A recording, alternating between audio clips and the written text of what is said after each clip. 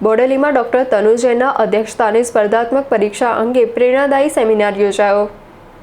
છોટાઉદેપુર જિલ્લા વહીવટી તંત્ર દ્વારા બોડેલીના BAPS સ્વામિનારાયણ મંદિર ખાતે ધોરણ 10, 12 અને સ્પર્ધાત્મક પરીક્ષાની તૈયારી કરતા યુવાનો માટે એક વિશેષ માર્ગદર્શન સેમિનારનું આયોજન કરવામાં આવ્યું હતું।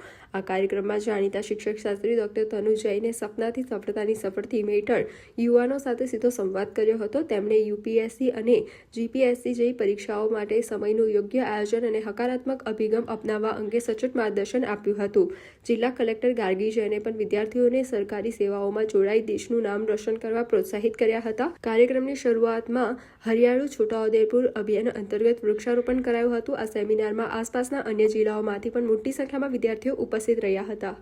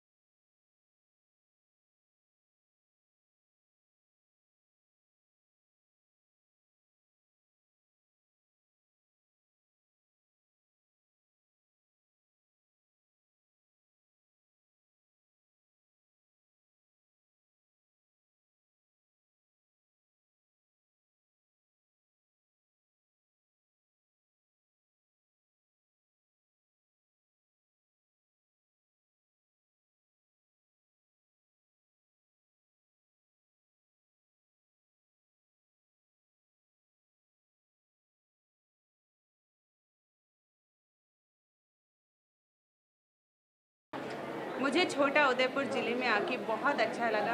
यहाँ की DM गार्गी जैन मैडम बहुत अच्छा काम कर रही है। यहाँ पे मैंने बच्चों का जो उत्साह देखा, जिस क्यूरियोसिटी से उन्होंने बातें करी, प्रश्न पूछे, वो UPSC GPSC अन्य एग्ज़ाम्स की तैयारी कर रहे हैं, उसको देख के मुझे लगा कि ये ज़िला नेशनल और ग्लोबल स्टेज पर हमारे बच्चों को ज़रूर लेके जाएगा और यहाँ से बच्चे बढ़ेंगे और यहाँ पर वापस आकर इसकी तरक्की का हिस्सा बनेंगे। मुझे छोटा उदयपुर ज़िले के लिए बहुत उम्मीदें हैं। बहुत बहुत धन्यवाद मुझे यहाँ बुलाने के लिए। आपका दिन। प्रशासन का सबसे अहम जो रोल है वो बच्चों के प्रति ही है, क्योंकि जो ये बच्चे हैं यही आगे बढ़कर इंडिया बनाएंगे। आगे का इंडिया यही बच्चों की नींव से बनेगा। तो इन्हीं की एजुकेशन, इनकी होलिस्टिक डेवलपमेंट के लिए जो काम किया जा रहा है, मैं उसकी बहुत सराहना करती हूँ, बहुत बहुत अनुमोदना करती हूँ मैं जिला प्रशासन की।